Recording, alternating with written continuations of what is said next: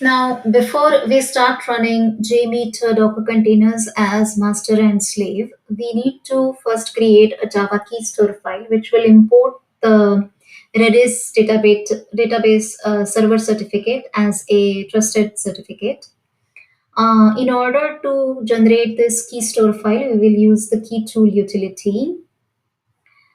Now, in this directory, I have already created the uh, Redis certificate and key file. So we will import this certificate into the Java key store.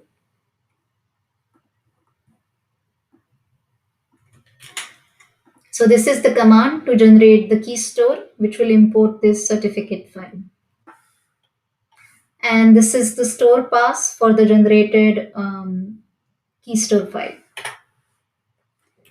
Now, as you can see, the Keystore file has been generated. This Keystore file I have already copied into my repository directory inside the Redis folder.